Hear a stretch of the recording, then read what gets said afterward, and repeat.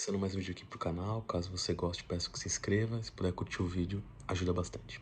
Bom, começando esse vídeo aqui é para comentar um pouquinho sobre a renúncia da Liz Truss como primeira-ministra do Reino Unido. Foi a primeira-ministra mais breve da história do país, né? O anterior, que era do século XIX, ainda tinha ficado mais de 100 dias no cargo, ela ficou 44. Cabe ressaltar que desses 44, ela ainda foi empossada, se é que dá pra dizer assim, ou teve uma reunião formal antes de tomar o cargo, com a antiga rainha, que já faleceu. E depois do falecimento dela, teve toda a questão do funeral, então não é pra dizer que a Liz Truss, de fato, teve ali dias de governo, talvez 30 e poucos dias, 4 semanas, talvez. E bom,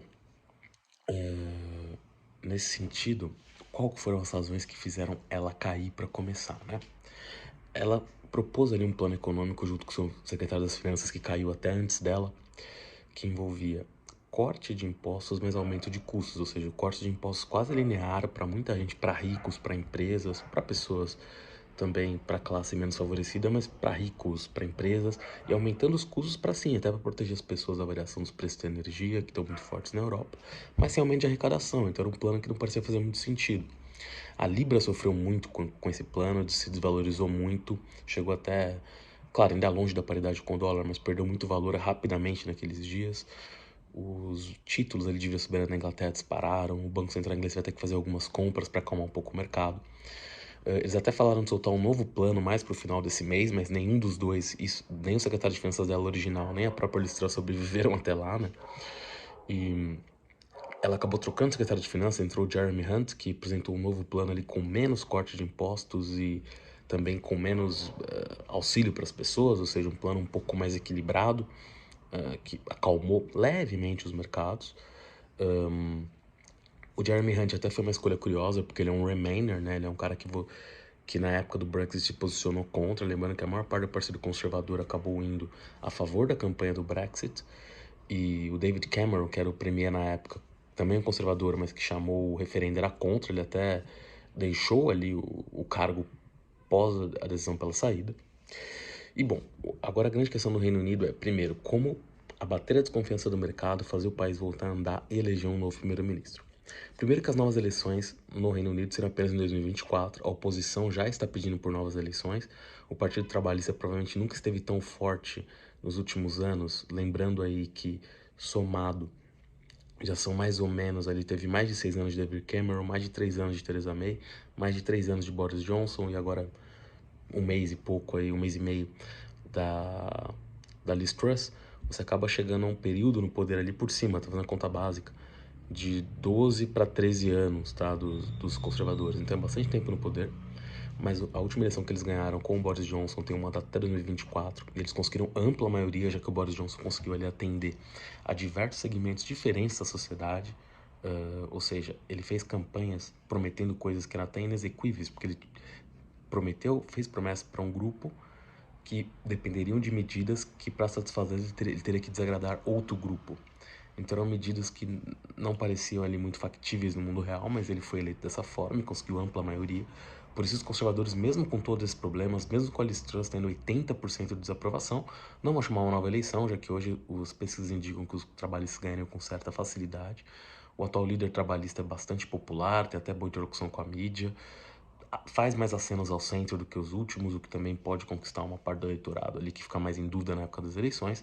Os últimos, que era o Ed Miliband, em especial Jeremy Corbyn, e teve outros também, mas acho que esses dois foram os mais marcantes, em especial Corbyn, afastaram o partido um pouco do mainstream, né, com ideias talvez que apelavam muito uma parte da população, mas talvez atraíam mais repúdio da maioria, então acabaram dando muito espaço para os conservadores ganharem governos consecutivos. Isso posto, os conservadores agora precisam eleger uma nova liderança, que vai ser o primeiro-ministro. Na eleição da Liz Truss, eles chamaram ali todos os filiados ao partido para votar, que é a forma mais convencional, só que isso demanda tempo, eles são agora de uma substituição rápida, então está sendo ali aventado a chance dessa escolha ser feita apenas pelos representantes eleitos do partido, isso já foi feito outras vezes também, então eles escolhem o novo líder. E quem que pode ser esse novo líder, né? Primeiro, Ben Wallace é o ministro da Defesa atual, já foi ministro da Defesa do Boris Johnson, foi muito bem visto com a sua participação na Guerra da Ucrânia. A Guerra da Ucrânia perdeu um pouco de apoio com o aumento do preço dos combustíveis, mas ainda é apoiada por mais de metade da população com certa folga. Ele foi inclusive aventado e tido como um dos potenciais favoritos para concorrer já quando o Boris Johnson saiu do cargo ali por questão por mais de uma razão, mas em especial pelos relatos ali de festas que ele teria feito em Westminster durante a crise da Covid. Ele acabou decidindo não concorrer, continuou ali no mesmo cargo no curto período da Liz Truss, mas é um potencial concorrente forte caso decida concorrer. O Sonage, que foi ali o secretário de Finanças do Boris Johnson durante determinado momento, pregava mais equilíbrio fiscal do que a Liz Truss e ficou em segundo lugar na eleição de todos os filiados do partido. Também seria uma opção cotado por alguns como favorito, já que ele seria talvez uma opção pro mercado que poderia acalmar mais. Você teve outras figuras que concorreram na última eleição, que ficaram como a Pardonei, que ficou em terceiro, tem o quarto, o quinto, você vai ter alguns secretários desse atual governo que podem tentar concorrer, o próprio Jeremy Hunt, talvez, que ficou muito em evidência, embora em poucos dias agora. E você teve agora um relato do Boris Johnson querendo voltar ao cargo. É muito curioso isso, né? Porque ele saiu há 45 dias, não que ele renunciou, foi que ele assumiu, mas ele saiu há menos de 2, 3 meses do cargo. É curioso que ele chegou a avisar a rainha que ia sair e tiveram relatos na época que ele já estava querendo mudar de ideia, ou seja, ele é uma figura muito diferente assim da média dos primeiro-ministros ingleses, uma figura muito popular por um lado, alguns até uma figura um bufão, alguns dizem até que é meio como um personagem, por andar com o cabelo desarrumado e tudo mais. O fato é que ele traz desaprovação e aprovação ao mesmo tempo. Para um partido que está com 80% de desaprovação, com certeza ele conseguiria abater parte disso com a personalidade e o jeito dele. Mas claro que ele também, até pelas coisas que aconteceram e pelas razões que levaram ele a renunciar, ele também ia ter uma rejeição maior. Mas ele pode ser uma figura mais popular, pensando numa próxima eleição. Ele provavelmente quer voltar ao cargo, tem que ver se ele vai conseguir se viabilizar para sequer lançar essa candidatura. Acho que ele vai testar as águas antes, para ver se vale a pena ele se expor dessa forma. Mas tem muitos relatos nesse sentido. E a argumentação dele seria no sentido de uma coalizão nacional, né? Ou seja, o país está num momento muito complexo, eu sou uma figura que já é conhecida, eu posso ajudar aqui na estabilização. Dá para questionar se isso é verdade, mas o fato é que, pensando que a próxima eleição é em 2024, né? E eu acho que os conservadores vão tentar segurar o poder até lá, porque eles têm uma grande maioria.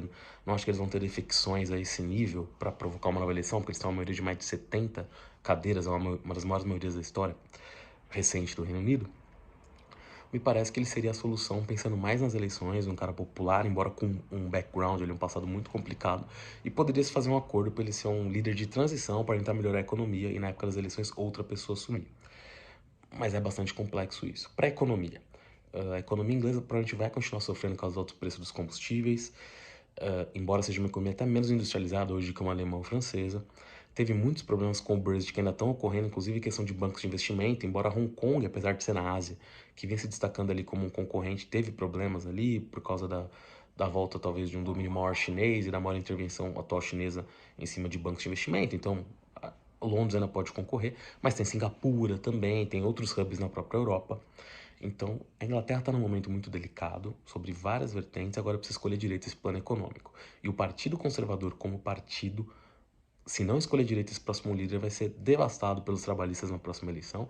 E os trabalhistas, inclusive, que tem agora, além de talvez apelarem mais para o eleitor indeciso do que em eleições passadas, tem ali mesmo relações públicas muito melhor. Os últimos líderes trabalhistas que estavam na oposição tiveram até relações muito tomadas com a mídia. O atual tem uma relação muito boa.